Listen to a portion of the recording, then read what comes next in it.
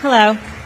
What do you have to say to the trans students on this campus who actively feel victimized by your presence here today? Life's tough. Get a helmet, man. I'm too pregnant for this. Next question.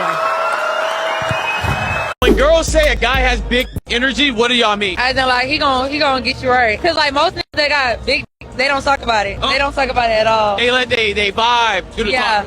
It's like they'll just show you. What, am I giving BDE? I don't know. Right now you giving like, I don't know. Feel like guys are not gentlemen anymore? Yes, I feel like chivalry is dead. Ain't nobody trying to, yeah.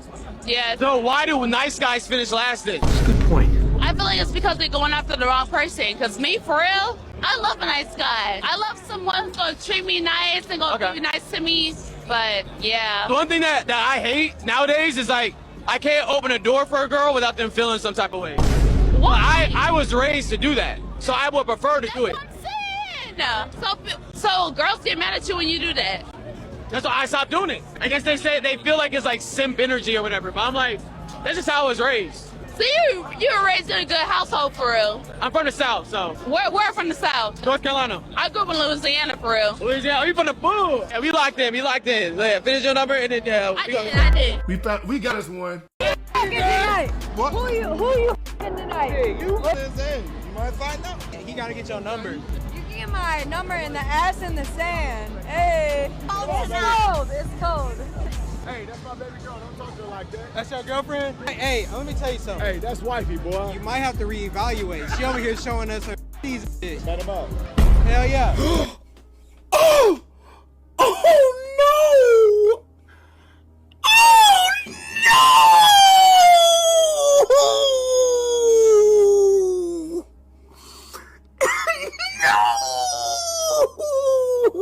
He said that's baby girl! Oh my God, that black man has your baby girl lifted up! She's in the air! And when she comes down, she's never coming back. Just know that, brother. Just know that. Just know it. So this girl messaged me on Lazo and asked me to DM her situationship. She said he swears that he's loyal, but that she thinks that something is off. So he followed me, I followed him back, and then I sent him one of his pictures, and I said, okay, you're cute, where are you from? He said, I'm cute, you're cute, I'm from Melbourne, you? I said, Melbourne, Florida. He said, yes, I live where he lives, actually, gone half the week though, because I work down south, what about you? Which is crazy, because that's where I went to school. So I was like, no way, Tampa, but I played softball at Eastern. He said, I just moved from Tampa 1 month ago, and that's sick, I don't like Melbourne, just moved back for a little.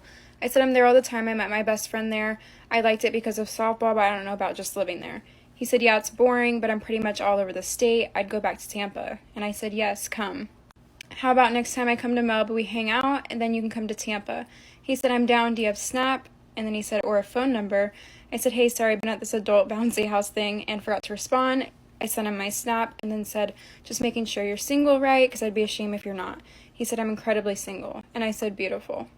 And then he said, are you? I feel like I'm not your type at all. And the girl had seen enough, so then I blocked him. I was asking my girl, I was like, have you ever gone skydiving before? She was like, yeah, I went skydiving with my ex-boyfriend. I didn't need that extra information,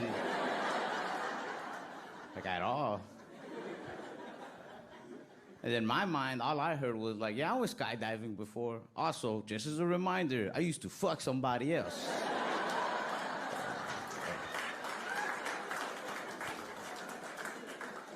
But it's because she never gets jealous. She doesn't understand jealousy, man. She's got a healthy mindset. Her parents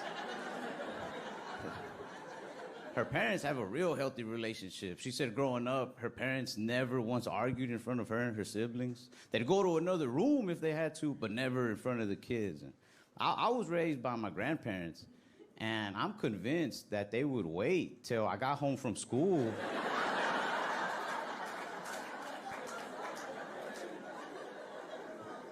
They were like, he needs to hear this, goddammit. Nah, I'm kidding. My grandparents never spoke English.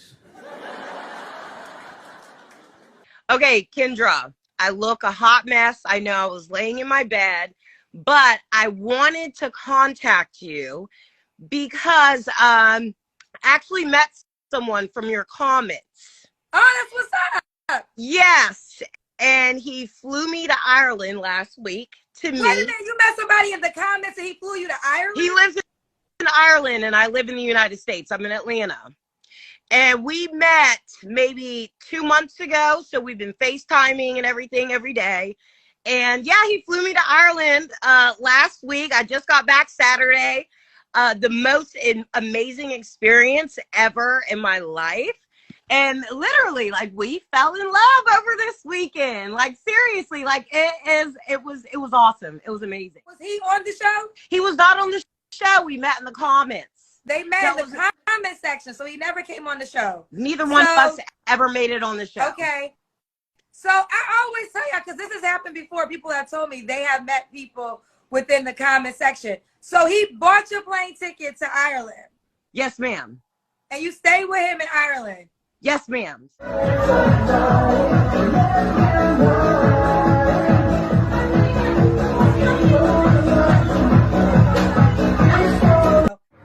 Baby.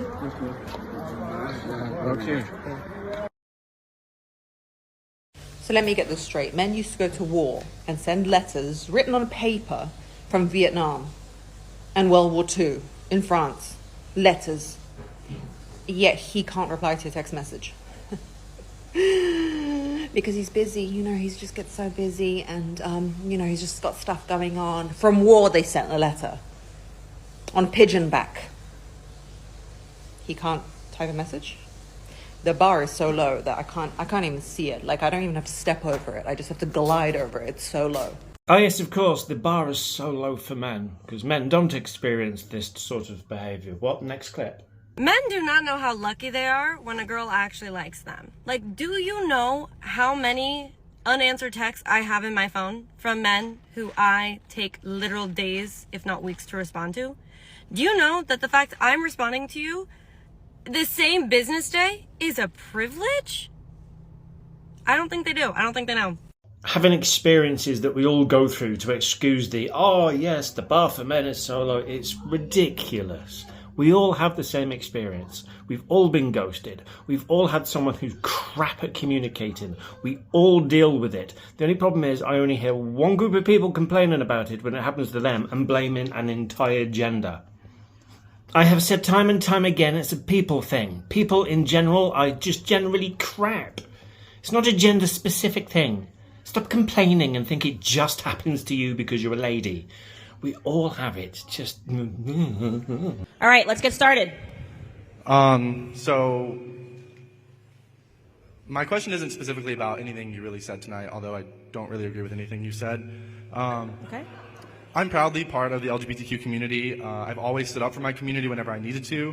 I want to focus specifically on, I've been listening to you for a little bit just to understand some things.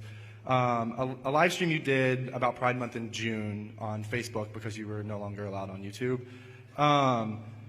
The event that you were talking about, I actually had the honor of attending that event with a lot of my really close friends, and I found it very perplexing to me how you choose to only focus on the things that are negative when it comes to the queer community. Sorry, when it comes to what community? The queer community. Okay. Do you not realize that people like you and people like the people you're around and that, you know, continue to have this idea of us are the reason we feel that we have to be so openly proud of who we are. Your demented homophobic and transphobic rhetoric and rants just further prove our point that we have to fight loudly to be respected. The reason that LGBTQIA+ suicide rates are so high in this country isn't just because we're part of the community. It's because there are people like you who make us feel like we don't belong. The only LGBTQ agenda we have is okay. Is there a question in there or a speech? Yes.